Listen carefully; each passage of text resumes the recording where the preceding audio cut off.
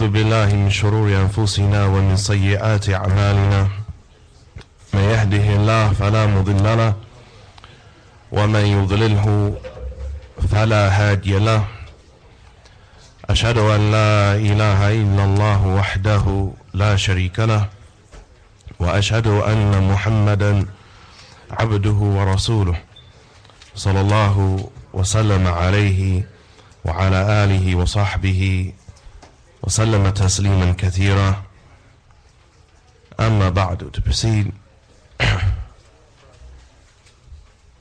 want to take the opportunity to read something of benefit from Al-Imam Al-Hafidh Shaykh Al-Islam fi Asrihi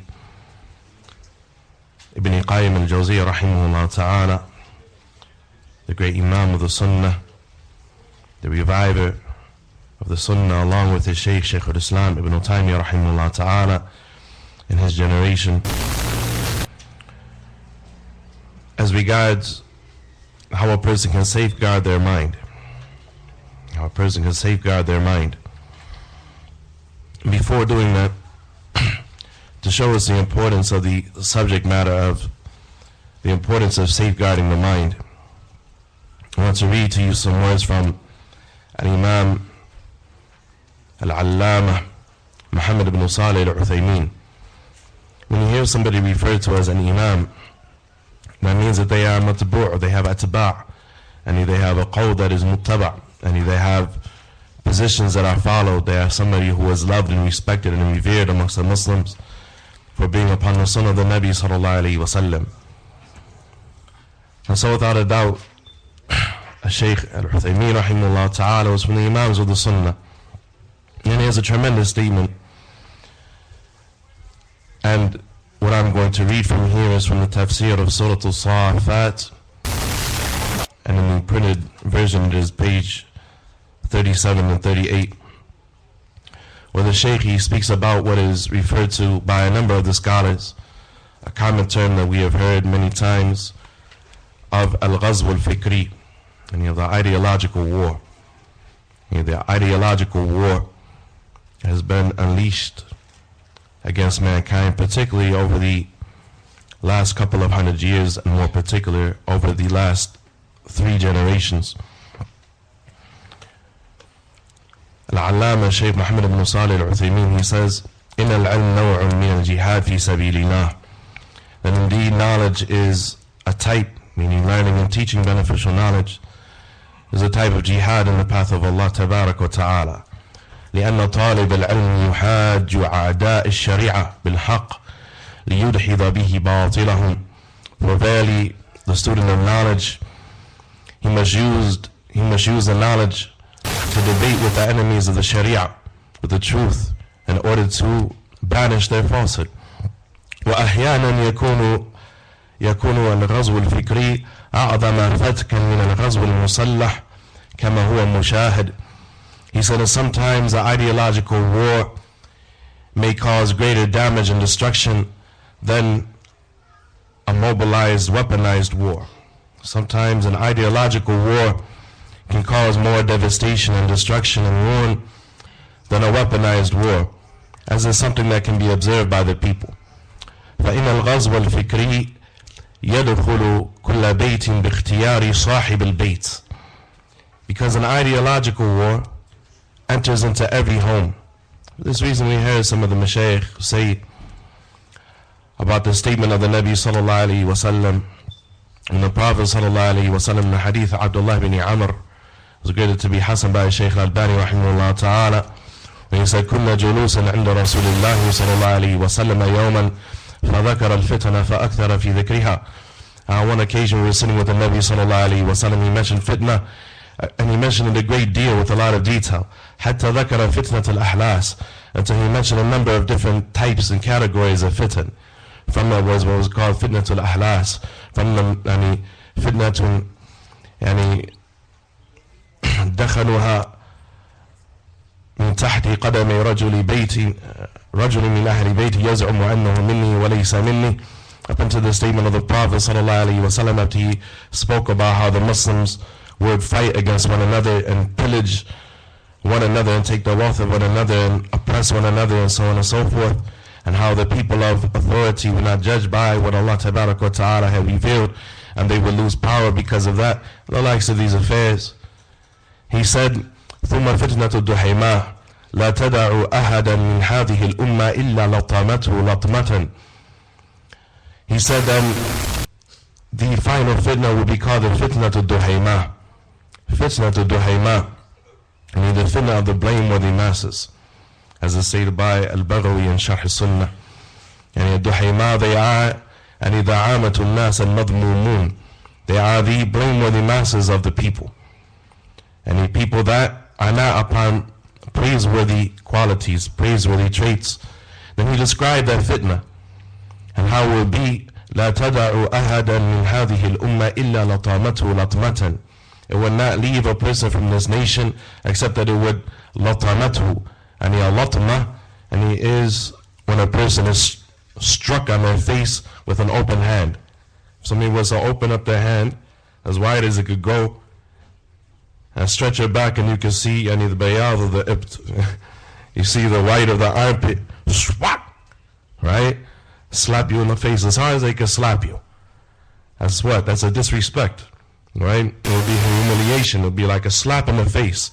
It will not leave a person in this nation except that it will strike them a blow, and like a slap in the face. يُصْبِحُ الرَّجُلُ فِيهَا مُؤْمِنًا وَيُمْسِي كَافِرًا.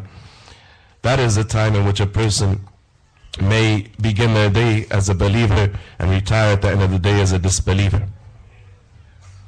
فإذا كان ذلك حتى يصير الناس إلى فسطتين. And the fitna would increase in severity until the people fell into two camps. فسطات إيمان لا نفاق فيه وفسطات نفاق لا إيمان فيه. The camp of belief where there is no nifaq, and the camp of nifaq where there is no belief. The camp of nifaq where there is no belief, and the camp of belief where there is no nifaq. فإذا كان ذلكم فانتظروا الدجال من يومه ومن الغد. When that is your situation, anticipate the Dajjal on that day or the next day. And so the believer is afraid as regards his beliefs and his ideology and his values and his attitudes and his understanding and his perception being warped, and likewise for his family and his intention and his desires being warped and changed to that which is not conducive to coming towards Allah Tabarak wa Ta'ala and the hereafter. And what we see of the Ghazw al-Fikri, as a Shaykh Uthaymeen rahimahullah ta'ala mentioned, and that it enters every home. It has struck a blow to every believer. There are very few people that can get away from it. It is in the majallat, it is in the suhuf. It is something that is in the magazines, it is in the newspapers. And it is something that is on the television, it is something in the education system. Even if a person thinks that they're taking their child away from the ideological war by placing them into an Islamic school, the last time I checked, the Salafis don't have many schools across the United States of America. And so in the majority of situations, you're placing your child in a school that is without a doubt being afflicted and affected by the ideological war. And the Ahlul Bid'ah, the Hamzatul Wasl, and they are the Hamzatul Wasl, the direct connecting factor between kufr and Islam. And the innovation is a slippery slope. They're going to be indoctrinated, whether you like it or not, or whether you are cognizant of it or not, with affairs that are contrary to the teachings of Islam on a regular basis. And so the father and the mother and the disciplinarian and the teacher and the Muslim in general is afraid as regards their ideology, as regards their understanding and their perception of the religion, as regards their tasawwurat, as regards their idrak, as regards their understanding, their perception, their conceptualization of affairs of this ghazw al-fikri. And then they are afraid of nifaq and kufr and shirk, as was stated by Al-Hasan al-Basri rahimahullah ta'ala, reported by Al-Faryabi rahimahullah ta'ala, sifat al-nifaq wa dhamm al-munafiqeen. He said rahimahullah ta'ala, half of his book, he dedicated the book that he wrote about nifaq, and he has two chapters, two long chapters. The first chapter is about the qualities of the munafiq, and you have nifaqun akbar and nifaqun asghar. and what is called minor nifaq and what is called major nifaq. Minor nifaq, which the ulama say have 8 characteristics, has 8 characteristics, and likewise major nifaq, likewise it has sittatu anwa', has 6 qualities, 6 characteristics. And this is something that whenever you hear, that there are a number of qualities for minor nifaq and a number of qualities for major nifaq, you should ask yourself, what do you know about those qualities? And what are you doing to combat having those qualities? Because the second chapter of the book of Al-Fariyabi rahimahullah ta'ala, where he reports a statement of Al-Hasan al-Basri and the statements of the Imams of the Salaf from the Tabi'een, the likes of Abu Ali al-Riyahi and Abu Idris al-Khawlani and others from the Tabi'een, from the people of Basra and Kufa and Mecca and Medina, and from the best generation after the companions of the Nabi sallallahu alayhi wa sallam, and those who came after them, the likes of Sufyan al-Thawri and others, and Sufyan ibn Uyayna. He mentions a statement of the Salaf, and where they said, لا يأمنه إلا منافق ولا يخافه إلا مؤمن. That no one feels safe from nifaq except for a munafiq, and no one fears it except for the believer. So Shaykh Uthaymeen rahimahullah ta'ala, he mentions this ghazwun fikri, this ideological war that has entered into the home of every Muslim, بِاخْتِيَارِ صَاحِبِ الْبَيْتِ, and it enters the home by the choice of the Sahib al-Bayt, and of the man of the home or the parent in the home, and they are the one who chose to allow for the ideological war to enter into their home. And you're not going to be able to escape it in the majority of situations. وَإِلَى اللَّهِ مُشْتَكَى. We complain about our plight to Allah tabarak wa ta'ala and ask Him for a tawfiq wa sadad. He said, but it enters the home, and the pernicious nature of this fitna is that it enters the home by the choice. They make you a willing participant in your own destruction. By the choice, under the guise of what? Under the guise of entertainment, under the guise of passing off one's free time and relaxing and so on and so forth, and enters into the home بِاخْتِيَارِ صَاحِبِ الْبَيْتِ, and with the choice of the person who lives in that home, دُونَ أَنْ يَجِدَ مُعَارَضَةً أَوْ مُقَاوَمَةً, and without meeting any opposition or any muqawama, anyone trying to deal with it and confront it. لكن الغزو العسكري لا يدخل البيت. He said, however, the weaponized military war, it doesn't enter a person's home. بل ولا يدخل البلد إلا بعد قتال مرير ومدافعة شديدة. He said, and it usually doesn't even enter a person's land, meaning that wars are usually fought where? At the borders, at the hudud. And they're usually usually when they're in the country, the war is over, right? Usually when they're actually inside of the city, right? Once they penetrated the wall, so on and so forth, in the history of Islam, and when they built the major cities, most of the cities were thughur. They were military outposts that turned into economic centers for the Muslims. The likes of Kufa, the likes of Basra, they were built when the Muslims were at war with the Persians to have a place to bunker the troops and to send supplies and so on and so forth. They became major cities. And then Baghdad, it became the Asima later. Baghdad, it was built in the time of the Tabi'een. And then when Khurasan was opened by the Samaniyun. The Samaniyun, may Allah tabarak wa ta'ala have mercy upon them. They were the rulers of modern day Afghanistan and Iran. They entered into Islam taw'an wa ikhtiyaran. They entered into Islam out of choice. Khurasan, the majority of Khurasan wasn't conquered by battles and so on and so forth. But when they built these cities like Umar, like Naysabur, where Imam Muslim was from, like Sijistan, which is a land more, like Bukhara, like any of those other cities that were there, like Shasha, like Ashash, and other cities. If you look in the history, when they would build a city from the ground up, or when a city would go from being just a town or like an outskirt type city to being a major city that had prosperity Islamically.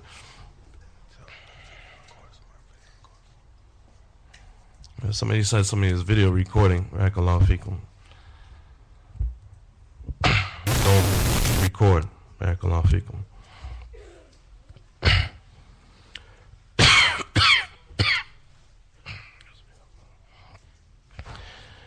they said that they would build these cities. Look how they built the cities. They built the city, the largest structure. Here you have the downtowns of the city, right? What do you see? The biggest buildings are what? The courthouse. Right? There's a lot of criminals, a lot of crime. What else? Prison, the county jail. What else? The state, the state capitol building, so on and so forth. In Islam, they built the city around the masjid. The Masjid Jami, an enormous masjid. And the most respected person in the city, more respected than the ruler himself, was the ulama of hadith wal athar. To the point that the scholars, if they want to go from one land to another in the time of hadith, was called al-asr al-dhahabi, the golden age of hadith, that they would have to sneak out of the town to go from one town to another. And then when they would go to the other town, because the people loved them so much, they didn't want them to leave. They would try to prevent them from leaving, right? And if they try to go to another town, because they know if they went to another town, the people would try to keep them. Imagine a society that's built around the masjid and the ulama. And then they would have 2, 3 enormous walls protecting the city. In order to get into the city, there would be one wall with a moat, another wall, and another wall. They were almost impenetrable. The only way that you can invade those cities is by somebody on the inside helping you, in the most case, or the jawasis and those sorts of things, spies, and those sorts of affairs. But the point is that once the invading army had entered into the land, had entered into the actual town, then the war was over. And you saw the majority of battles, they were fought on the outskirts of cities. And Shaykh Uthaymeen, rahimahullah ta'ala, he said that the military war, it usually doesn't even enter the land. And it's usually fought at the borders, and it might get up to like the walls of the city and so on and so forth. But it usually doesn't even enter the place where you live, let alone come inside of your home. So think about what he's saying here. Think about the history of Islam. Think about the history of the world, so on and so forth. And think about the pernicious, destructive nature of the ideological war. He said this is a war that enters into your home, inside of your home. And not just is inside of your home, but you let it in. By your choice. You let it in. He said in the other type of war, weaponized, mechanized war, he said it comes by, it only enters into the land. And it never usually enters into a person's home, and that usually only happens after any extensive fighting and the people putting up a great resistance. But in this situation, there's no resistance. You let them into the home, right? And the child is watching, they call Generation X the MTV generation, right? And this is one of the greatest tools that they use in music and so on and so forth, in the culture industry and these sorts of things to change the values and perceptions of the people, these sorts of things. And you let that thing into your home. You let the war into your home, right? If you was to say that there was a Muslim who let some uncouth homosexuals and drug dealers and these sorts of people, and to the end of it, into his home, and they're sitting there talking to his children. He opened up his home and he said, come into my house and talk to my children. You would say, Na'udhu billah, ayna dhahaba aqluh. You would say, A'udhu billah, what happened to his mind? The man has lost his mind. But if you turn on the television, you flip from one channel to another channel to another channel to another channel to another channel. He said, there's benefit. There's benefit like khamr, right? Khamr has some manafi', and a couple benefits, but its ithm is greater than its benefit, right? The scholars, they say that from the benefits of khamr, as is mentioned in the Quran, that there are some benefits in alcohol. There's a general principle that says that everything that the benefit is outweighed by the harm, that the harm outweighs the benefit. Yani mafsadatuhu arjah min maslahatihi. And then it is forbidden. Then it's forbidden. The scholars, they say from the benefits of khamr, from the benefits of khamr is that it makes people brave, right? Courage juice. So a person, and he may not have a lot of wits about himself, his heart may be pumping Kool-Aid when it comes time to, stand up for himself and stand up for his property, so on and so forth. But if they have that courage juice in them, he may have the gumption and the strength to stand their ground, right? Hey, but if we was to use that logic, we would say, okay, well, Some people are depressed, so it's okay for them to smoke weed. Some people are, sad, so, they want to drink some spirits and uplift their spirits and so on and so forth. So a person, without a doubt, they find that this ghazw and that this battle is something that is very pernicious in nature and very destructive in nature. And Shaykh Uthaymeen rahimahullah ta'ala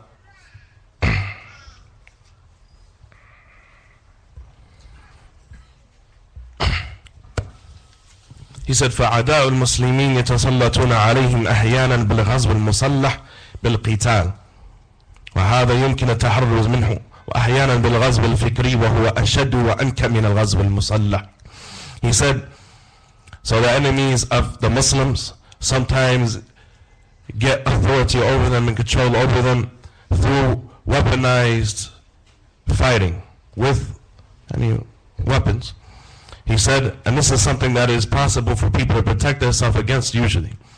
He said that sometimes they attack them with al-ghazw al-fikri, with the ideological war. He said, and this is more severe and it is more devastating than weaponized war. لأنه يصيب المسلمين في قعر بيوتهم ولا يعلمون به, because it strikes the Muslims in the core of their home while they don't even realize. ربما يخرجون من الإسلام ويمسح الإسلام من أفئدتهم مسحا كاملا وهم لا يشعرون.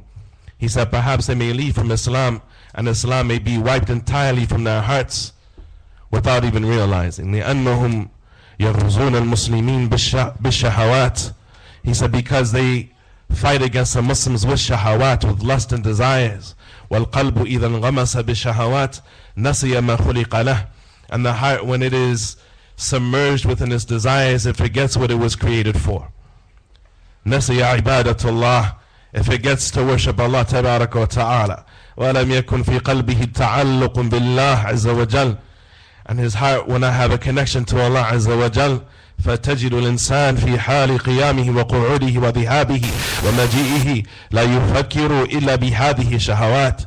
And you find a person, no matter what they're doing, if they're coming, if they're going, if they're standing, if they're sitting, if they're walking, or if they're staying, that they are constantly thinking about their desires.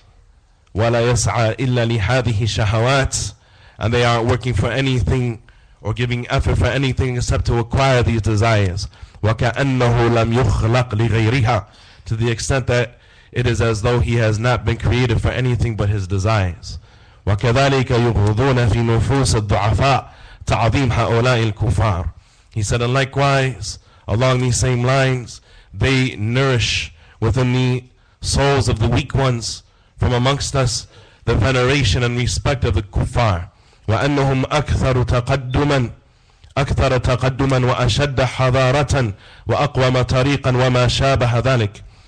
And they make them believe that they are more advanced and more civilized than we are. They are more advanced and more civilized than we are. And that they have a more correct way than our way, and what is like this. فَيَنْصَحِرُ الْمُسْلِمِ فِي حَرَائِقْ هَؤُلَاءِ الْقَوْمِ. And so the Muslim, he finds himself fused by the fire of these people, connected to them, and he is burnt into his mentality. وَهَذَا لَا شَكْ أَنَّهُ مَوْجُودٌ. And there is no doubt that this is occurring.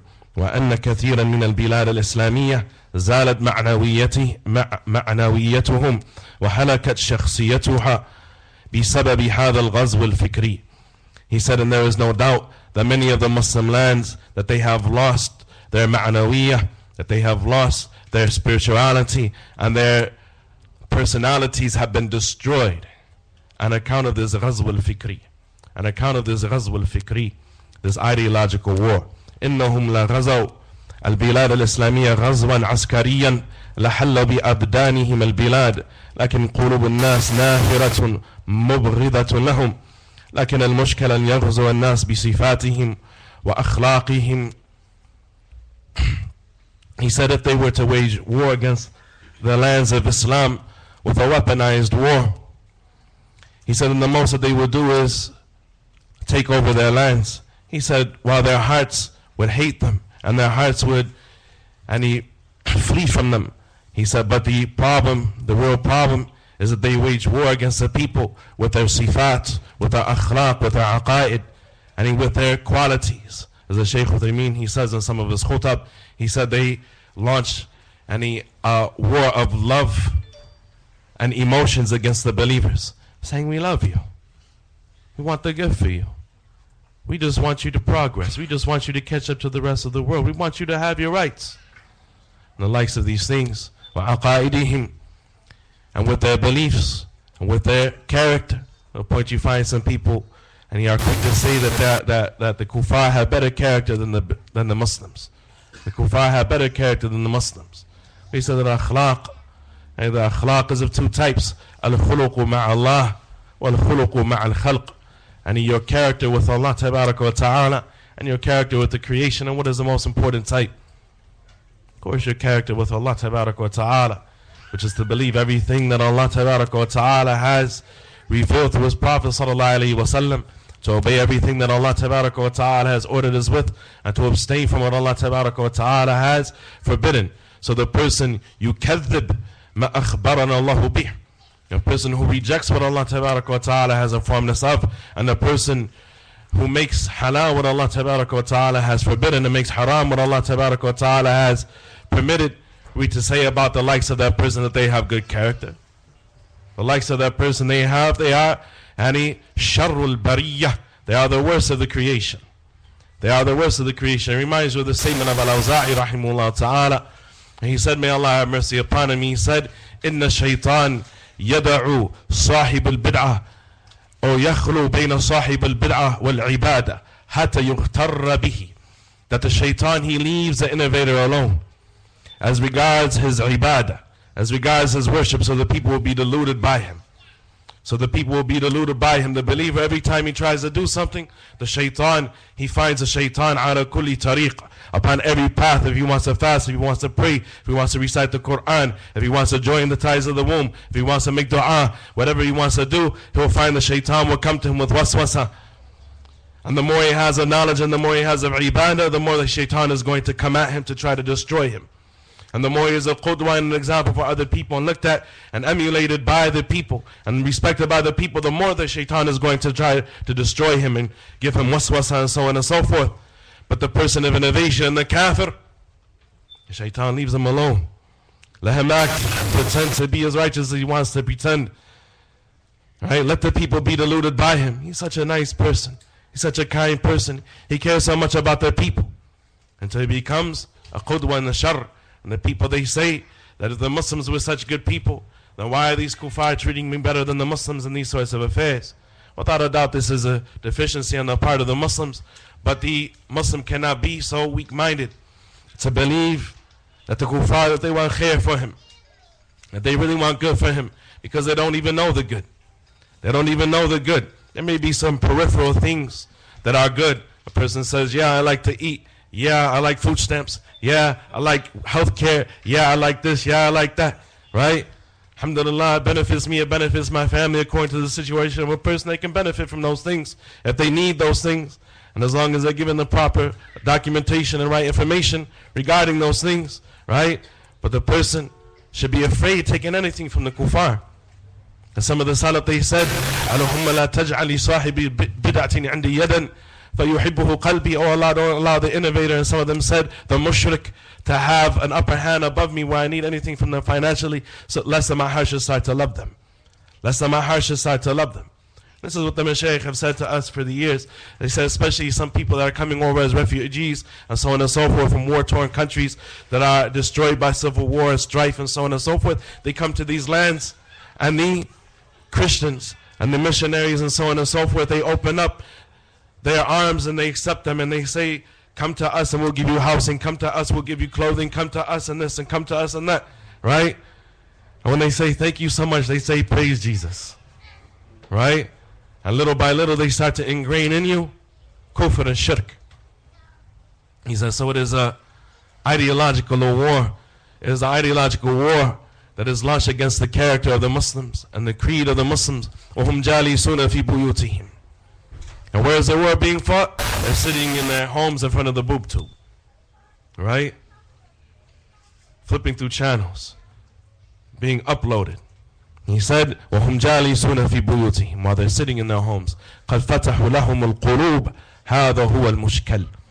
He said, and they have opened up their hearts to them. He said, this is what is really problematic. وهذا هو الدمار. And this is what is really destructive. ولهذا كان الغزو بالسلاح العلمي المستمد من كتاب الله تبارك وتعالى وسنة رسول الله صلى الله عليه وسلم مساويا إن لم يكن أنفع وأبلغ من الغزو العسكري. He said it for this reason. The opposite of that is true, or the same holds true for us, that the battle that we wage with beneficial knowledge from the book of Allah subhanahu wa ta'ala, as Allah tabarak wa ta'ala, He said in Surah Al-Furqan, He said, وَلَوْ شِئْنَا لَبَعَثْنَا فِي كُلِّ قَرْيَةٍ نَظِيرًا فَلَا تُطِعِ الْكَافِرِينَ وَجَاهِدْهُمْ بِهِ جِهَادًا كَبِيرًا. Had we so willed, we would have sent a nadhir, a warner in every single qaryah, every single town. We know that a messenger was sent in every nation. But Allah said, had we so willed, we would have sent a messenger, a warner in every single town. A messenger in every single town. So do not cooperate and obey. Do not cooperate with and obey the disbelievers. وَجَاهِدْهُمْ بِهِ. This verse was revealed in Mecca. But rather, wage jihad against them with it, meaning with the Quran, jihad and kabira. Before they were even given the permission to defend their lives. Wage war with it. Launch an offensive against the disbelievers with knowledge, with the book of Allah tabaraka wa ta'ala, jihad and kabira. With a tremendous jihad. He said this is likewise, it is just as effective or more beneficial than physically fighting the disbelievers. To fight against them with knowledge. To fight against them with knowledge. That's why they say that the greatest victory in Islam was the Fath of Al-Hudaybiyah. Was the day, the Sulh of Al-Hudaybiyah. Because more people entered into the fold of Islam. And 2 years after the battle of or after the Sulh, the peace treaty of Al-Hudaybiyah, than in the many years that the Prophet ﷺ has spent calling his people in Mecca and then in the Medinan period. From the time he was sent up into the Sulh of Al-Hudaybiyah, more people, tens of more people entered into Islam. Thousands and thousands of people entered the fold of Islam in those couple of years. As Ibn Shihab al-Zuhri he said that there was فَلَمْ يَبْقَى أَحَدٌ يَفْقَحُ شَيْئًا كُلِّ مَا فِي أَمْرِ الدِّينِ إِلَّا دَخَلَ فِيهِ. That there was not a single person from the Arab tribes and from the Bedouins and so on and so forth that Islam was discussed with after the treaty of Al-Hudaybiyah, where the people didn't have to fight one another anymore, where the Muslims could talk to the disbelievers without there being hostility and aggression between them. There did not remain a single person in that period that was spoken to about Islam and that was called to Islam, except that they entered into Islam. It was a time when the Nabi sallallahu alaihi wasallam, he sent rasail, he sent communications to the rulers of the earth. As our brother Malik Hafidhullah Ta'ala, he presented this weekend in the Germantown Masjid conference the explanation and the benefits that we get from the letters that the Prophet ﷺ sent during that period to call the rulers of Islam to the religion of Allah Tabaraka wa Ta'ala. He said, and so it is more effective. And so it is more effective. And so I want to read something of great benefit as regards this conflict that occurs between one set of ideas and another set of ideas, one set of values and beliefs and another set of values and beliefs, and how a Muslim can safeguard his mind. Ibn Qayyim rahimahullah ta'ala explains in his book, his tremendous book, Tariq al-Hijratain, rahmatullahi alayhi. He says, may Allah have mercy upon him, and explaining that al-istiqamah consists of two things. That a person correcting their heart, correcting their statements, correcting their action, it consists of two things. The first thing is safeguarding their mind, safeguarding their thoughts, safeguarding their mind. And the second is having a genuine drive and preparing for the hereafter. Having a genuine drive and preparing for the hereafter. And the second is a result of the first. When the person understands with the correct understanding about Allah Tabaraka wa Ta'ala and the reason that Allah has created him, and without a doubt he's going to prepare for the hereafter. Ibn Qayyim rahimahullah ta'ala, he said, as for the first of these things, then it is حراسة الخواطر وحفظها. It is his safeguarding and protecting his thoughts. والحذر كل الحذر من إهمالها والاسترسال معها. And that he is at the highest level of cautiousness of neglecting his mentality and his thoughts and letting himself get carried away with his imagination. فإن أصل الفساد كله من قبلها يجيء. He said, for verily the root of every corruption comes from the direction of the thoughts. لأنها هي بذر الشيطان والنفس في أرض القلب. For verily it is the seed that is planted by the shaitan and the nafs on the soil and the earth of the heart. فإذا تمكن بذرها تآهدها الشيطان بسقيه مرة بعد أخرى حتى تصير إرادات ثم يسقيها حتى تصير عزائم ثم لا يزال بها حتى تثمر الأعمال. He said, and when the shaitan and the nafs is able to plant destructive ideologies and destructive thoughts within the mind and the heart of a person, then the shaitan will water and nourish that seed that he has planted. He'll come back over and over again until the ideas of a person and the thoughts of a person, they become intentions. And then he'll keep watering it with his filth until it becomes azaim, until it becomes until they become determinations. ثُمَّ لَا يَزَالُ بِهَا حَتَّى تُثْمِرَ الْأَعْمَالِ.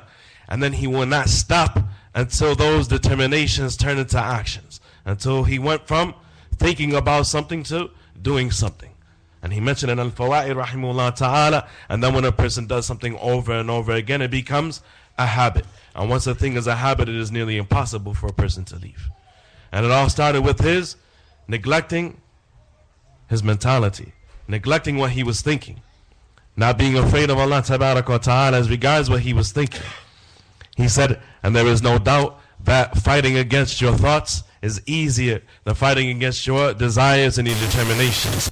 فَيَجِدُ الْعَبْدُ نَفْسَهُ عَاجِزًا أو كالعاجز عن دفعها بعد أن صارت إرادة جازمة.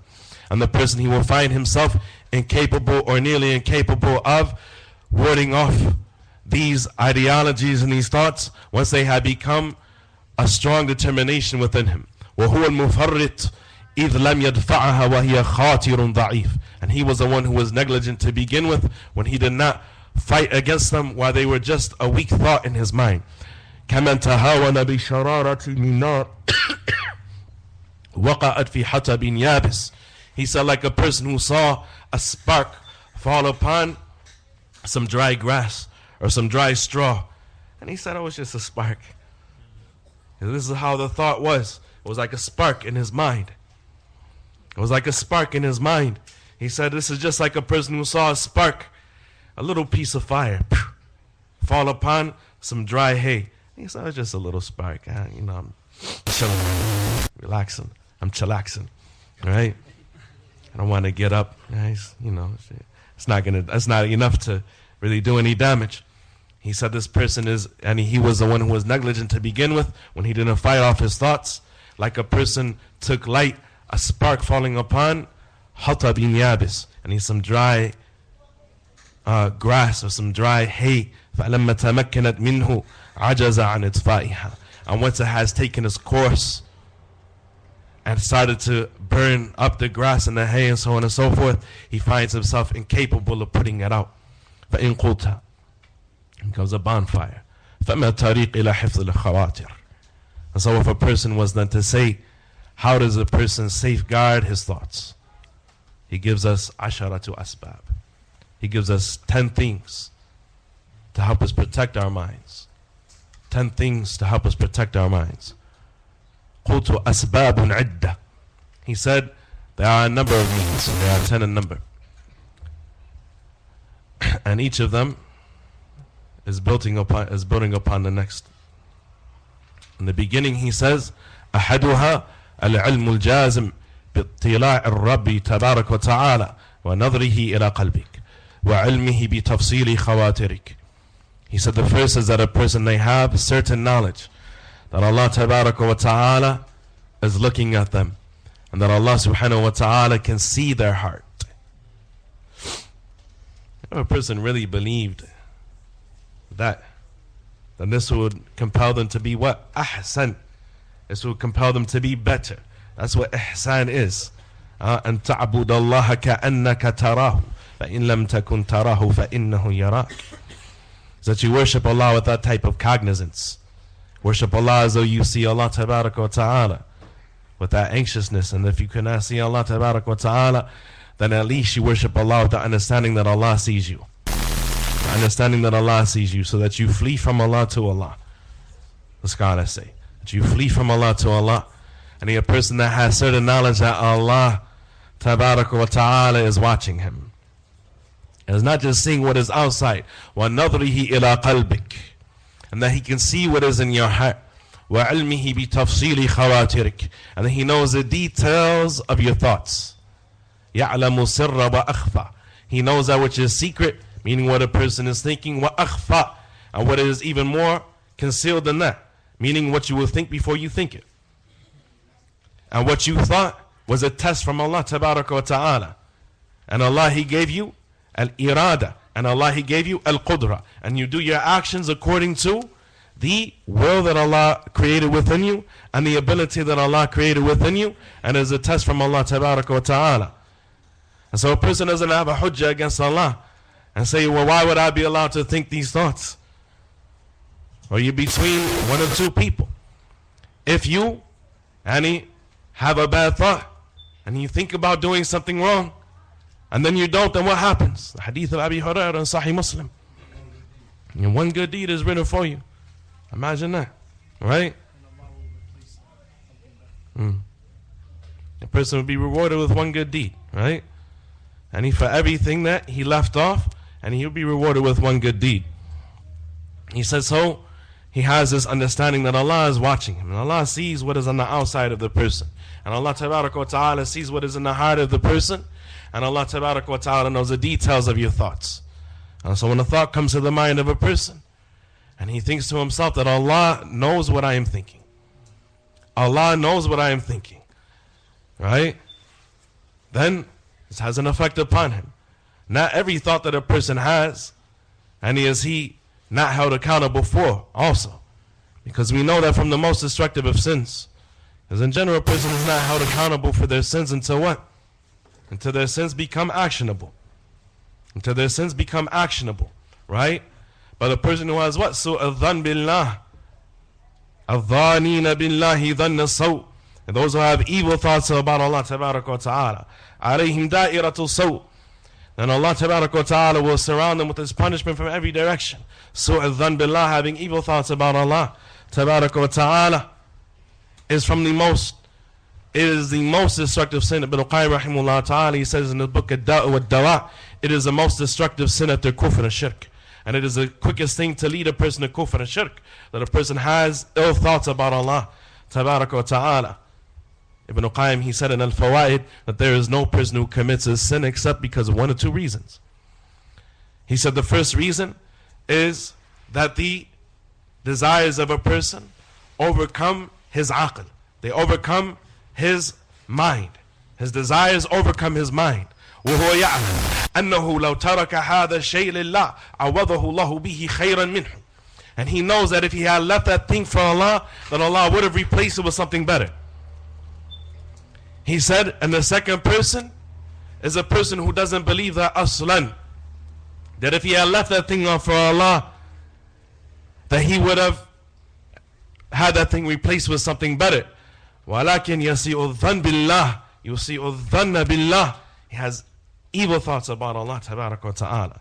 He doesn't believe that if he had left it off for the sake of Allah, Allah would replace it with something better. He said all people that commit sins, their sin is for one of these two reasons. Either because of su'adhan billah, because they had ill thoughts about Allah, they thought that the only way to get what they wanted, a pleasure or enjoyment in this world, was to disobey Allah Tabaraka wa Ta'ala. And they could not have found happiness by doing it the right way. And if they had done the right thing, then Allah would not have replaced it with something better. That's the first thing a person should learn coming to the door as a new Muslim. It was the da'wah of the Prophet ﷺ for new Muslims. And we know in the narration, as was mentioned before, and the Prophet ﷺ was given the khutbah Salatul Jum'ah, and a man he came, Rajulun Gharib la yadri dinah, a man who was strange, unknown to the people he came, he didn't know his religion. He wanted to know his religion, a man, he wasn't a Muslim. The Prophet ﷺ got down from the member, they brought him a chair with iron legs. He sat upon the chair, he called that man to Islam. Another narration, and he tells us what this man was told by the Prophet ﷺ. It's authentic narration that says that the Prophet ﷺ told him that whoever leaves off something for Allah, Allah will give him what is better than it. أَبْدَلَهُ اللَّهُ بِهِ مَا هُوَ خَيْرٌ لَهُ مِنْ. That Allah will exchange that thing for something better. The man wasn't even a Muslim. The man wasn't even a Muslim. I remember an irreligious Muslim who ran a liquor store in my neighborhood in a city that had barely any Muslims. It was one of the first things that I heard that interested me in Islam. He says, I don't know much about this religion. I see that you're interested in it. You keep asking me questions about it. All I know is that the more I practice this religion, that whenever I do what I'm supposed to be doing, I'm happy and my life is good. And whenever I go away from it, my life is miserable. And even the most irreligious Muslim knows that. Or they should. That if you leave off something for Allah Tabaraka wa Ta'ala, and if you do things the right way, Allah Tabaraka wa Ta'ala will give you what is better than it. And so a person, and they think a thought, Ibn Qayyim rahimahullah ta'ala, he said, the first thing is that they have certain knowledge. And Allah Tabaraka wa Ta'ala sees what they are thinking. That Allah Tabaraka wa Ta'ala sees them, and He is looking at their heart, and He knows the details of their thoughts. الثاني حياؤك منه. The second is what is produced as a result of this knowledge. Because knowledge that doesn't have action behind it, and the greatest action is the action of the heart. Is knowledge that is dar, and his harmful knowledge is a hujjah alayka la lak, is the evidence against you and not for you. Ibn Qayyim rahimahullah ta'ala, he says the second thing, and this is the fruit. And all these things, they come after a person having knowledge that Allah Tabaraka wa Ta'ala is looking at your heart, that Allah knows. As was stated by Al-Imam Muhammad Al-Amin Al-Shinqiti rahimahullah ta'ala throughout his writings, he said that you will barely find a page in the book of Allah except that Allah reminds us on that page that He knows all, sees all, hears all, is watching all, observing all, witnessing all. Tabaraka wa Ta'ala, he says the greatest admonition that came from the heavens to the earth. The greatest admonition that came from the heavens to the earth, and you will barely find a page in the book of Allah except that this admonition is upon that page. He said the second thing is haya'uka min, your shyness of Allah. Your shyness of Allah. This is the sign that you have benefited from that knowledge. And if you find that you are about to commit a sin, or that you have the determination or the feeling to do a sin, the Shaitan has come to you. Shaitanu ma'al wahid wa huwa min al-ithnaini ab'ad. He comes to you when you're all by yourself. The Shaitan is closest to the single person, and he is farther away from two people, as the hadith says, من أراد منكم بحبحة الجنة فليلزم الجماعة فإن الشيطان مع الواحد وهو من الاثنين أبعد. Whoever wants the best part of the paradise, let him stick to the community. Let him be with the believers, for really Shaitan is with the person who is all by himself and is farther away from two. The person is attacked the most by the Shaitan when he is all by himself. If that's not enough, he's all by himself, the Shaitan is unleashing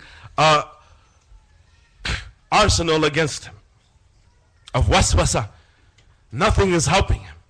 Nothing is helping him. And he knows that Allah is watching him. But that is not enough.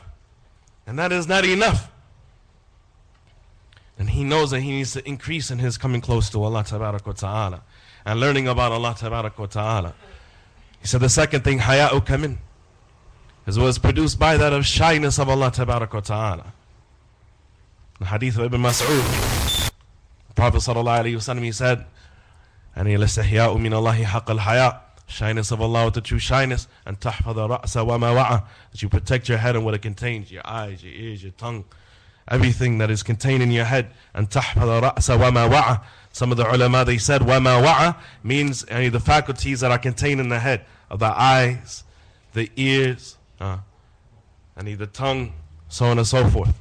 Right, that which are the gateways of sin and disobedience, and so on and so forth. And this is the strongest of the two meanings. And the second, wama wa'a, from al-wa'i, a person's understanding, that you protect your head and your thoughts and your understanding. And this, without a doubt, is meant by it. And this is from the meaning of it. A person, they protect their head and their thoughts. Shyness of Allah, with the true shyness, they said, The Prophet ﷺ said, be shy of Allah. They said, we are shy of Allah. He said, rather shyness of Allah, the true shyness, that you protect your head and what it contains, what you understand with it. What it contains and what it retains. وَتَحْفَظَ الْبَطْنَ وَمَا حَوَى. And that you safeguard your stomach and what you put into it, your insides and what you put into them. وَأَن تَذْكُرَ الْمَوْتَ وَالْبِلَى.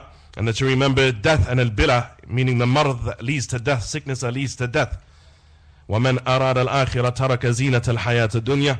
Whoever wants to hear after we leave off the beauty of the life of this world, وَمَنْ فَعَلَ ذَلِكَ فَقَدْ اسْتَحْيَا مِنَ اللَّهِ حَقَّ الْحَيَاءِ. Whoever does that is shy of Allah with the true shyness. So without a doubt, it is a mentality that contributes to a person being shy of Allah tabarak wa ta'ala. إِنَّ لِكُلِّ دِينٍ خُلُقْ وَخُلُقُ الْإِسْلَامِ الْحَيَاءِ. Indeed, every religious group or every religion that has a character that is particular to it. And the khuluq of Islam is shyness. And the khuluq of Islam is shyness. This is produced on account of a person knowing Allah tabarak wa ta'ala is watching. الثالث إجلالك له أن يرى مثل تلك الخواتر في بيته الذي خلقه لمعرفته ومحبته.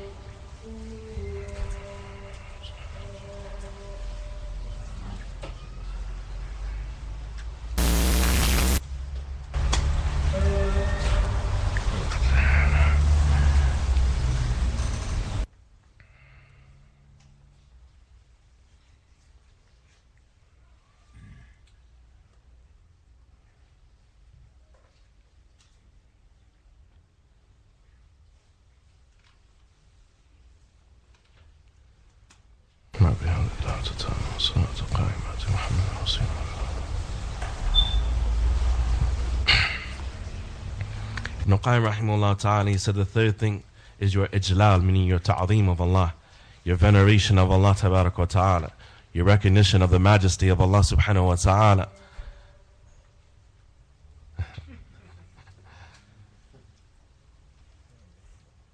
For real this time, right?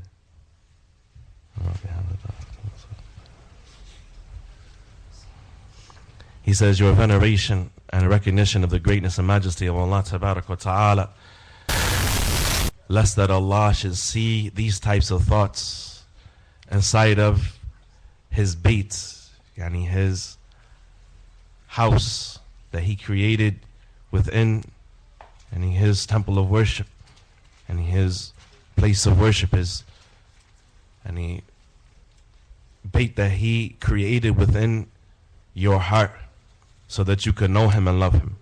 So that you can know Him and love Him, tabarak wa ta'ala. He says, your veneration of Allah, that Allah, tabarak wa ta'ala, you have more respect for Allah than that Allah should see these thoughts inside of the heart that Allah created within you, so that you can know Him and love Him, tabarak wa ta'ala. And the purpose of this heart was these two things, and all the functions of the heart, they go back to these two things. And in ma'rifah wal mahabba, and what a person knows and what they love. And the greatest thing that a person knows is who is Allah tabarak wa ta'ala. The greatest thing that a person must love is Allah tabarak wa ta'ala, and what is loved by Allah tabarak wa ta'ala. And so when a person knows that Allah created his heart to know Him and love Him, then he has more respect for Allah subhanahu wa ta'ala than to let Allah see these thoughts in his heart. الرابع خوفك منه أن تسقط من عينه بتلك الخواتر, is your fear of Allah tabarak wa ta'ala, that you would fall in the eyes of Allah subhanahu wa ta'ala. The fourth thing is your fear that you will fall in the eyes of Allah tabarak wa ta'ala for having these thoughts in your heart. is that you are afraid of Allah Ta'ala, that you are afraid that you will fall in the eyes of Allah, that you will lose status with Allah Ta'ala because of having these thoughts. Al-Khamis, the sixth, fifth. I have a slight illness today. Barakallahu feekum. Samahuni. And Al-Khamis, the fifth. إنذارك له أن يساكن قلبك غير محبته. He said the fifth thing is that you have ithar for Allah Ta'ala. What is ithar? The fourth thing was that you are afraid of falling in status in the sight of Allah Ta'ala for having these thoughts. You're afraid of falling in status in the sight of Allah for having these thoughts. What is ithar? Ithar.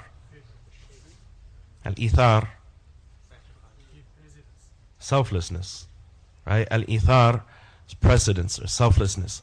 And he is that a person that instead of thinking about what they want, what their nafs wants, they think about what Allah Ta'ala wants. They are selfless as regards Allah Subhanahu wa Ta'ala, and they would dislike that anything that is contrary to the love of Allah Subhanahu wa Ta'ala settles within their heart. And they dislike that anything that is contrary to the love of Allah Ta'ala settles in their heart, meaning they hate that anything that Allah loves should be loved by their heart. And they are selfless. As regards their desires, they want what Allah wants for them above what they want for themselves, or things that may be harmful for them. And they would hate that Allah Ta'ala, or that the love of anything that is contrary to the love of Allah should settle within their heart. So these are the first five things. And a person knowing that Allah is looking at their heart, that He knows everything. Second, the shyness of Allah. Third, their veneration of Allah. Fourth, their fear of falling in status with Allah Ta'ala. And that they will become from those people that Allah Ta'ala, and they have turned away from Allah, so Allah leaves them to themselves and these sorts of things. This is the fourth thing. The fifth thing, and he is their selflessness as regards, meaning their desire, their preference for Allah Ta'ala, for the love of Allah, and it to be that which settles in their heart, and their dislike that the love of Allah Ta'ala, that the love of anything that is contrary to the love of Allah Ta'ala settles within their heart. Asadis, the sixth thing, خشيتك أن تتولى تلك الخواتر ويستعر شرارها فتأكل ما في القلب من الإيمان ومحبة الله وتذهب به جملة وأنت لا تشعر. He said the sixth thing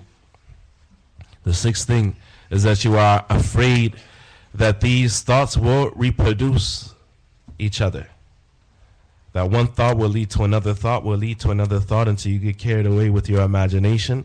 وَيَسْتَعِرُّ شِرَارُهَا, and these sparks will become a blazing fire. فَتَأْكُلَ مَا فِي الْقَلْبِ, and that they will devour what is in the heart of your belief and love of Allah Ta'ala. And that they will devour, you are afraid that these thoughts will reproduce each other, and that they will become an enormous fire and devour, just consume what is in your heart of faith and love of Allah Ta'ala. وَتُذْحِبُ بِهِ جُمْلَةً, and remove your iman and your love of Allah altogether. Something that we see, sadly, from some people who are weak in their faith. And we should all believe that we are weak in our faith. And some people that they feel as though Islam comes in between them and their desires, that Islam needs to be pushed out of the way. When Islam comes in between them and their desires, Islam needs to be pushed out of the way. And this is something that is from the thagarat of the Shaitan, the openings that the Shaitan destroys mankind with. As Ibn Qayyim mentioned, three things. And the three things that, in one of his books, that are the entry points of the Shaitan to attack the person: his desires, his anger, and his needs not being met. And he is for the person, and inna li nafsika alayka haqq, indeed your nafs has a haqq upon you, right? a person and he shouldn't fight against what is halal for their nafs, so on and so forth, to the point that they start to hate their ibadah, right? And a person, they overdo it, they put too much upon themselves, and then they start to hate what they're doing, and these sorts of affairs. And so, how much more so for the youth when we extend the age of their puberty to 18, 21, 25 years old, right? And we don't look at the need that they have to get married, the desires that they have, preparing them, and being willing to financially support our youth to get married young when they have those sorts of desires, these sorts of things. And when a person has desires, needs, rights that they have upon them, as was said by Umar, that it is from the rights that the youth has upon his father, that he has not fulfilled the rights of his child until he fulfills, is that he marries them off, is that he marries his sons and his daughters off. It's a right that your children have upon you, O Muslim father. And when the children, they have those sorts of desires, and they have access to everything and everyone, and they have a community of people to talk to, and so on and so forth, and you've given them cell phones and computers and this, that, and the third, and put them in a school, even some Islamic schools with free mixing, or with some tahawun in the issue of free mixing, or they take light of the issue of free mixing, or they have friends that compel them in the other direction, and they see that their friends have boyfriends and girlfriends and this and that, and they start to have these desires, and they start to have these wants, and they start to have these lusts, and we ignore these things, and we just say fast, and we just say forget about it, we just say you're not ready, we just say you don't have a job, you don't have a career, you need to get at least your bachelor's degree first, or your master's degree first, or this degree or that degree, or whatever. This is one of the greatest problems facing the Muslim youth today, and it is from the greatest doorways that the kuffar, that the shayateen of the mankind have used to assault the ummah of Muhammad sallallahu alaihi wasallam, to go to the youth and they say, look, they don't even care about you, there's no jobs for you, you can't get married, you can't do this, you can't do that, you have rights, take to the streets, heck no, we won't go, we're gonna burn this such and such down, have a peaceful protest, flip over cars, throw Molotov cocktails, so on and so forth, right? And you see that, the shayateen of the jinn kind and the shayateen of mankind, because of what? Because people's needs haven't been fulfilled. Because people's needs haven't been fulfilled, that they are able to get caught up with their desires. They are able to be destroyed by the shaitan. So this is something that is a real affair. He said the person should fear that these thoughts he will get carried away with these thoughts, and that they will become a blazing fire, and that they will devour what is in his heart of iman and his love of Allah tabarak wa ta'ala. And Shaykh Hassan, he said this to me some years ago. He said that this is one of the greatest things that is threatening the Muslim youth, is that they feel as though Islam is in between them and their love, and they fall in love, so on and so forth. He said even in Egypt, you find a lot of the youth, they go away from a tadayyun, from being religious and so on and so forth, because there is no solution for them as regards these passions that they have and so on and so forth. So it's a real issue. He said, and so it devours, they are afraid that these thoughts will devour what exists in their heart of iman and the love of Allah, and do away with them entirely, وَأَنْتَ لَا تَشْعُرُ, while you don't even realize. السابع, the seventh thing, أن تعلم أن تلك الخواطر بمنزلة الحب الذي يلقى للطائر ليصاد به. He said, the seventh thing is that the person knows, once he realizes these first six things, is that he knows that these thoughts, they are like a seed. They are like a seed that is placed inside of a net to catch a bird.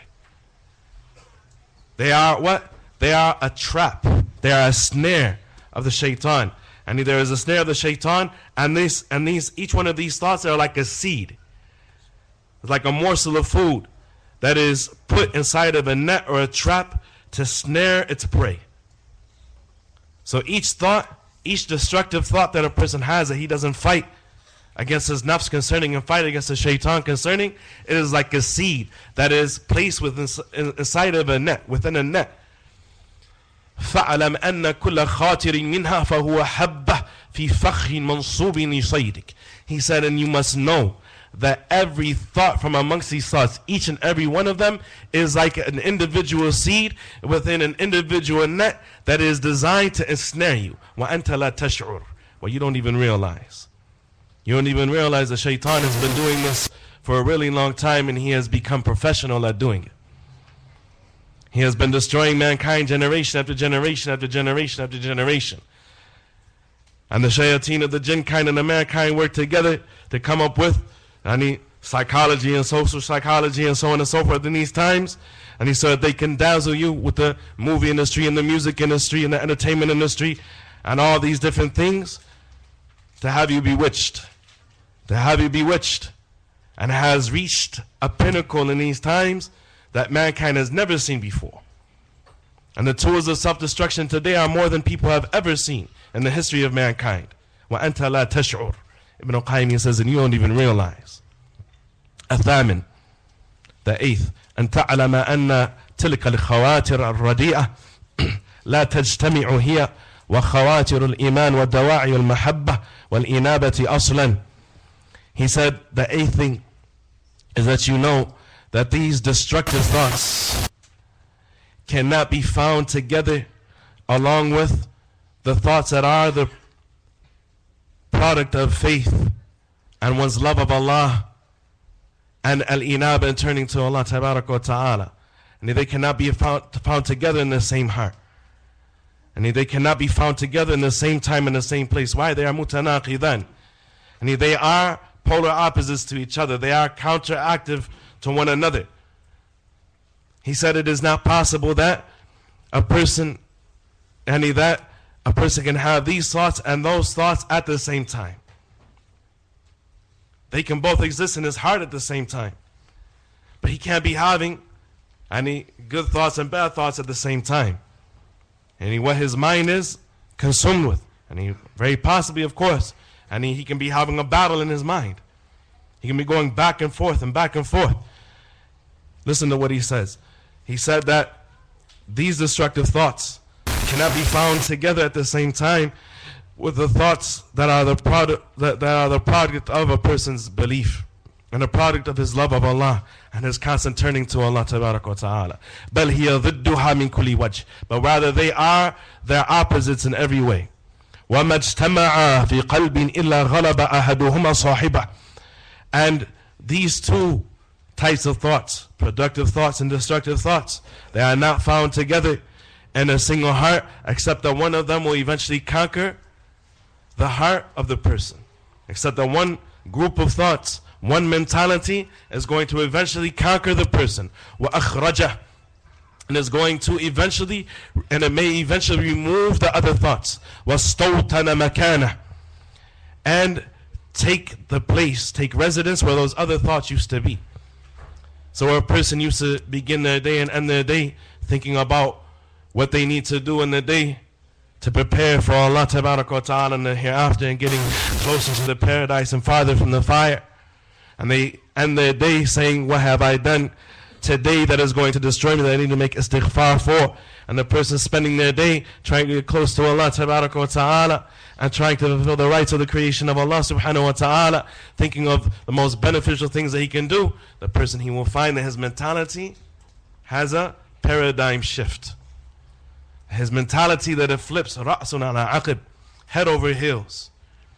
And he becomes a different person. You see the person one day, alhamdulillah, his lihya, kada, and his thiyab, kada, mashallah. What you saw on the outside, إِنَّمَا نَحْكُمُ بِالظَّوَاهِرِ. As was said about Umar radiallahu anhu, we can only judge people based on what is apparent. We can only judge people based upon what is apparent. What was on the outside was beautiful, was jameel. As was said by some of the Salaf, they said, وَكَمْ مُبَيِّضْ لِثِيَابِهِ وَهُوَ لِقَلْبِهِ مُدَنِّسٌ. How many people are brightening or widening their thobe while they are dirtying their hearts? Thobe was crispy, pressed, creases, right? They call the oyster white, shiny. Like, whoo, if you're standing in the sun, you might have to look away. وَهُوَ لِقَلْبِهِ مُدَنِّسٌ. He was dirtying his heart. You didn't see the war that was going on inside. You don't know what he was doing to himself. The next time you see him, He looks like he's a walking advertisement for Sean Combs and Russell Simmons and Jay-Z. His lihya, and he has hair. You say, you know, you got more hair than your wife, brother. Aish hasal. You grow it out. That ain't fair. Give the horsey back his hair. Is that hair extensions? What you got going on in your head, brother? What is this? Aish hasal. What happened? There was something, some skeletons in his closet, some evils that he had within his heart. He didn't fight. He didn't fight. And eventually one, خَلَبَ الْآخَرِ وَأَخْرَجَهُ وَاسْتَوْطَنَ مَكَانَهُ. As Ibn Qayyim rahimahullah ta'ala, he said, one ideology, one mentality overcame the other, removed the other, and moved it in its place. Kicked down the door, threw him out in the street, said, I live here now. This is my house. هكذا. What number was that? 8. He said, فَمَا ظَنُّوا بِقَلْبٍ غَلَبَتْ خواتر النفس والشيطان فيه خواتر الإيمان والمحبة والمعرفة فأخرجتها. He said, what could you imagine to be the case of a heart where the thoughts and suggestions of the nafs and the shaitan have overcome the thoughts that are connected to iman and one's love of Allah and what they know about Allah and His religion, فَأَخْرَجَتْهَا. And so they have removed those other thoughts. They have removed the khair that was within him. وَاسْتَوْطَنَتْ مَكَانَهَا. And what can you imagine to be the destruction that would be before this heart? لَكِنْ لَوْ كَانَ لِلْقَلْبِ حَيَاةٌ لَشَعَرَ بِأَلَمِ ذَلِكَ وَأَحَسَّ بِمَصَابِهِ. He said, but so long as the heart is still alive, he will feel the pain from that. And he will feel that he has been afflicted. And that's a sign that a person's heart is dead. As Ibn Qayyim rahimahullah ta'ala, he said that the person, when they don't have the shu'ur, when the heart لا يتألم بورود القبيح عليه, and when the heart doesn't feel pain, when it is presented with filthy affairs, disgusting affairs, the heart doesn't feel any more ta'allum. Your heart doesn't feel any more aversion or dislike or pain from what is disgusting being presented to it, has become that desensitized to what is hated to Allah tabaraka wa ta'ala, then that is the evidence that the heart of a person has died. He said, وَمَا لِجُرْحٍ بِمَيِّتٍ إِلَامٍ. As a poet, he said, like a wound doesn't hurt a person who is dead already. If you stabbed a person, he's dead already, it's not going to hurt him. A person is dead, you can't harm a person who's dead. A person who's dead already, they don't feel pain. هكذا. Yani their body doesn't feel pain anymore. There's a statement of a poet. He said, وَمَا لِجُرْحٍ بِمَيِّتٍ إِلَامٍ. And that the wound doesn't cause pain to a person who is dead already. And likewise, that which would normally hurt the heart of a person, if he doesn't feel any pain from it, is a sign that his heart has died. وَهُوَ لَا يَشْعُرُ. And he doesn't even realize. The ninth thing he said, in يُعْلَمْ أن تلك الخواتر بحر من بحور الخيال لا ساحل له. He said the ninth thing is that he knows. And how much applicable is this to the time of any global technology, global information, the World Wide Web, and the boundaries being removed from mankind, these sorts of things. He said the ninth thing is that he knows that these thoughts, that they are an ocean from the oceans of one's imagination that have no shores. Oceans without shores. And he meaning that if a person gets caught up, in this ocean of darkness, he said, فَإِذَا دَخَلَ الْقَلْبُ فِي غَمَارَاتِهِ غَرِقَ فِيهِ. He said, once the heart enters into the abysses in the darkness of that ocean of his imaginations, it will drown. وَتَاهَ فِي ظُلُمَاتِهِ. And he will be lost and confused in the darkness and compounded darkness. فَيَطْلُبُ الْخَلَاصَ مِنْهِ فَلَا يَجِدُ إِلَيْهِ سَبِيلًا. And he will look for an escape route from it and will not find a way. Allahu Akbar. That was the hal of the majority of us in our communities before Allah guided us to Islam. We know where that would take us. You know, when a person doesn't have hidayah, when he doesn't have knowledge, when he doesn't have understanding, he doesn't have understanding and a correct methodology and so on and so forth, that his mind will take him and his shaitan will take him, and To the point that a poet once said, وَكُنْتُ امْرِئًا مِنْ جُنْدِ إِبْلِيسِ فَارْتَقَ بِيَ الْحَالُ حَتَّى صَارَ إِبْلِيسُ مِنْ جُنْدِ. That I used to be a man from the army of Iblis, and my situation escalated. My situation escalated until Iblis became a part of my army. And a person starts to do things that embarrass Shaitan. Shaitan is like, whoo, what you doing to yourself? Shaitan couldn't have hatched that plot against you. Ibn Qayyim mentions this throughout his writings. And either the person may hatch a plot against himself that is more destructive than anything coming from his nafs, that is more destructive than anything that the Shaitan could have done to him. He said, and so when he gets caught up with his imaginations, he starts drowning and drifting off. And he may seek al-khalas minhu. What happens? كلا بل ران على قلوبهم. Right? And he sooner or later, and the sins will compile and compound upon his heart until his heart is sealed. Until his heart is sealed. And he'll seek al-khalas. And he'll seek salvation, he'll seek a way out. فَلَا يَجِدُ إِلَيْهِ سَبِيلًا. He will not find a way. فَقَلْبٌ تَمْلِكُهُ الْخَوَاتِرُ بعيد من الفلاح معذب مشغول بما لا يفيد. He said the heart that is controlled by its imaginations and its thoughts, and it is far away from success, and it is a heart that is tormented, and it is busy with that which will not benefit it. That's why people spend so much time entertaining themselves, because as soon as they leave off overstimulating themselves through their sensory perceptions, through their audio-visual receptors, through their eyes and their ears, as soon as they turn it off, they're miserable. It's like a sugar pill. It's a placebo. And they just want to busy their heart, busy their mind, busy their desires with something to remove from them the adhab, the pain, the stress inside of their heart. And so they spend so much time entertaining themselves and inebriating themselves, and that means drinking, getting high, so on and so forth, right?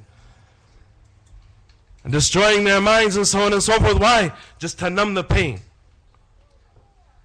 It's artificial happiness. Artificial happiness. He said you find this person that they're tormented and they're busy with what will not benefit them. What are we going to say to Allah Tabaraka wa Ta'ala as regards our ihmal, our negligence of our children, our negligence of our salah, our negligence of so many affairs? A person may act like they don't have the ability to stop and pray, but they have 3.5 hours to be on Twitter and Facebook and Instagram. They have hour after hour after hour to spend with their eyes glued to the boob tube, with their eyes watching movies with their eyes, and reading magazines with their eyes, watching shows, and grown men watching soap operas and these sorts of things. Ya ha'ula. Arba' bi nafsik ya akhi. And get yourself under control. He said these thoughts, he said it is known that these thoughts, that they are, his imagination, that it is an ocean without shores. And that if he lets his heart go off into his thoughts, and he will drown, and he will be lost in the darkness, and he will look for a way out, and may not find a way out. He said, and so this heart, it is tormented, and it is busy with what will not benefit him. Al-ashir, the last thing, أن تلك الخواتر هي وادي الحمقى وآماني الجاهلين فلا تثمر لصاحبها إلا الندامة والخزي وإذا غلبت على القلب أورثته الوساوس وعزلته عن سلطانه وأفسدت عليه رعيته وألقته في الأسر الطويل. He said, is that these thoughts, is that he understands that these thoughts, that they are the valleys that are inhabited by stupid people. And they are nothing but amani al-jahilin. They are nothing but the false hopes of the ignorant. That these thoughts that he has, they are nothing but false hopes. They have no haqiqah to them. They have no reality to them. And not based in reality. The person is in a world of make-believe. He's in a fantasy land. He said they are wadi al-hamqah. He said they are the valley of the idiots. Wa amani al-jahilin. and the false hopes of the jahilin, the wishful thinking of the jahilin, of the ignorant. فَلَا تُثْمِرُ لِصَاحِبِهَا إِلَّا النَّدَامَةَ وَالْخِزِي.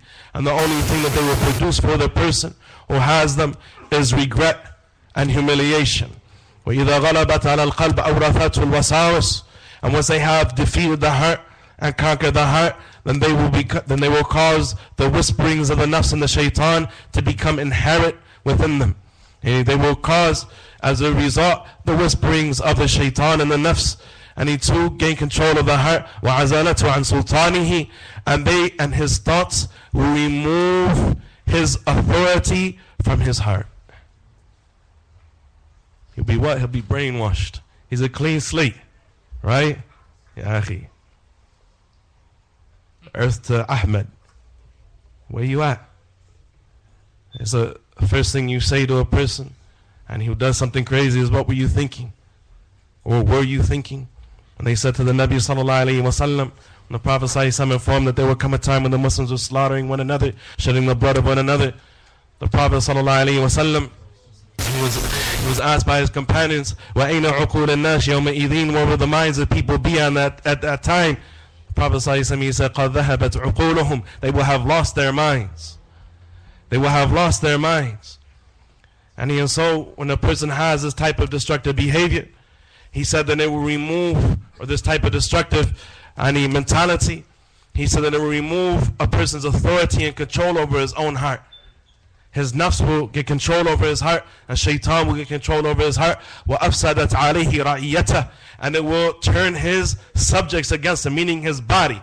His subjects are his tongue, his hands, his limbs, so on and so forth. And it will turn his subjects against him. He will be working for his own destruction. He will be working for his own destruction.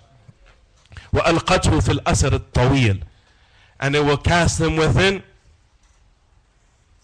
a long-lasting imprisonment, a long-lasting prison sentence. And the person, because he didn't have this proper understanding, he didn't fill his heart with beneficial knowledge, and affecting his heart with contemplating upon that information, and he spent his life upon this type of ignorance and destructive mentality. And he is, as the poet, he said, and he وَأَرْوَاحُهُمْ, and he وَالْجَهْلُ, and that ignorance is death لِصَاحِبِهِ قَبْلَ أَمْوَاتِهِمْ. And that ignorance is death for those that are ignorant before they die. وَأَرْوَاحُهُمْ قَبْلَ الْقُبُورِ وَأَجْسَامُهُمْ قَبْلَ الْقُبُورِ قُبُورِ. And their bodies are graves before their bodies are placed into their graves, meaning that their hearts are dead and buried inside of their bodies. Their hearts are dead and buried inside their bodies.